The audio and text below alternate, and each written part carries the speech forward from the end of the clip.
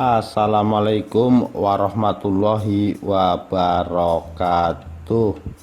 Rahayu Rahayu Sagung Dumadi. Mahkota bernoda darah dari Demak sampai Mataram.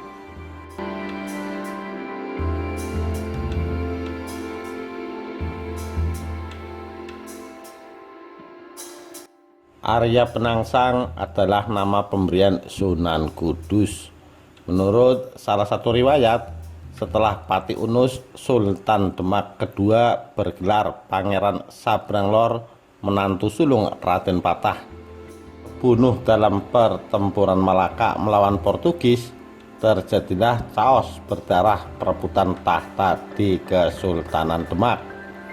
Dalam prahara itu, ayah Arya Penangsang bernama Raden Kikin atau Pangeran Sekar dibunuh oleh Sunan Prawoto, anak Pangeran Trenggana, sepulang sholat Jumat.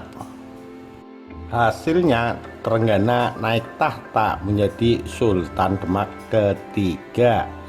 Sunan Kudus dalam proses itu menemukan bayi mungil anak Raden Kikin temangsang atau nyangkut di semak belukar pinggir sungai. Lantas diberinya nama Arya Penangsang dan dijadikannya murid. Konflik perebutan kekuasaan bersimbah darah di Kesultanan Demak ini menampakkan kuatnya pengaruh dan campur tangan Wali Songo. Sunan Kudus berpendapat bahwa Arya Penangsang berhak sebagai Sultan Demak, memiliki kemampuan tata negara dan karismatik.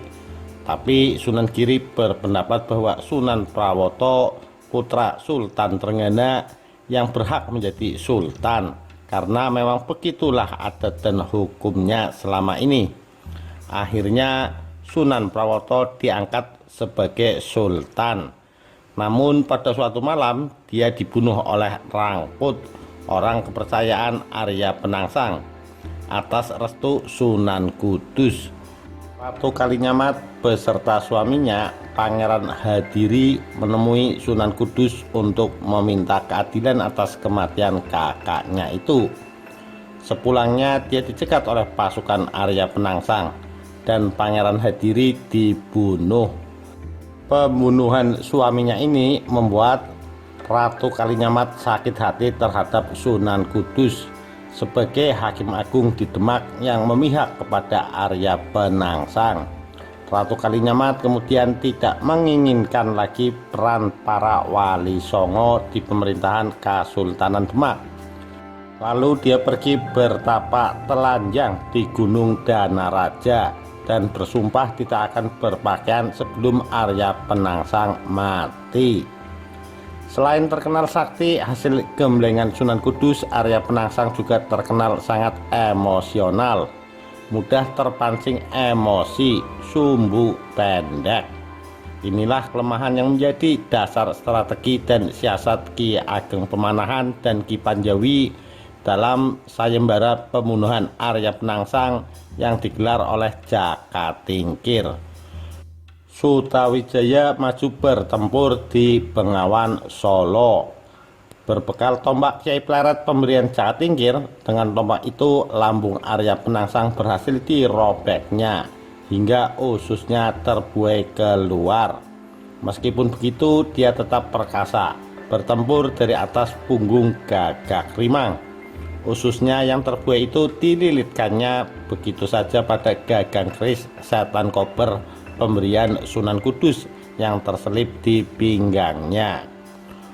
Frustasi karena musuhnya tak kunjung mati meskipun ususnya sudah terbuai, Sutawijaya lantas ingat nasihat Ki Ageng Pemanahan bahwa Arya Penangsang tidak bisa mati selama masih duduk di punggung gagak rimang. Lantas dipancinglah Arya Penangsang dengan tantangan penyulut emosi agar mau turun dari kudanya, melanjutkan pertempuran dengan kaki berpijak di tanah. Terpancing emosi, akhirnya Arya Penangsang turun dari punggung gagak rimang dan terus bertempur semakin kesetanan. Sebaliknya Sutawijaya makin keteteran sehingga akhirnya teringkus tanpa daya. Saat itulah kemudian Arya Penangsang mencabut keris setan kober untuk menghabisi Sutawijaya. Tapi ternyata itu malah menyebabkan ususnya sendiri yang dililitkannya di situ terpotong, sehingga menyebabkan kematiannya. Ada mitos mengatakan kuda gagak rimang ini sejatinya adalah jin abdi Arya Penangsang. Setelah ditundukkan, jin menjelma menjadi kuda perang nan sakti perkasa menerjang lawan tanpa bisa dibunuh. Arya Penangsang bahkan tidak bisa mati selama masih berada di atas punggung kuda perkasa ini. Arya Penangsang gugur, kuda sakti gagak rimang menghilang begitu saja bak lenyap di telan bumi. Konon dia berubah kembali menjadi jin lalu menjaga pusara dan petilasan Arya Penangsang di wilayah Jipang Panolan. Dengan terbunuhnya Arya Penangsang, maka Ki Ageng Pemanahan mendapat hadiah sayembara berupa hutan Mentaok.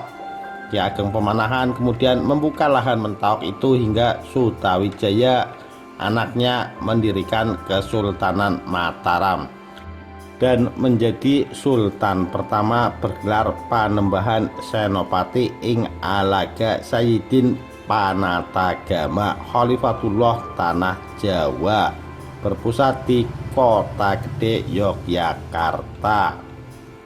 Kesultanan Mataram ini mencapai puncak kejayaannya di era Sultan Agung tahun 1613 sampai tahun 1645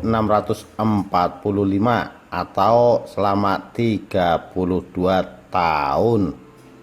Terbesar di Nusantara pada saat itu.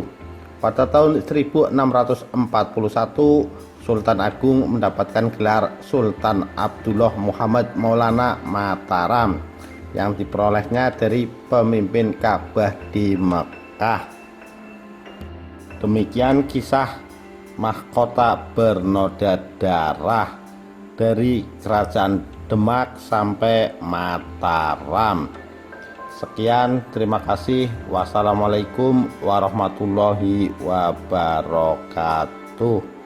Rahayu, Rahayu, Sagung Dumadi.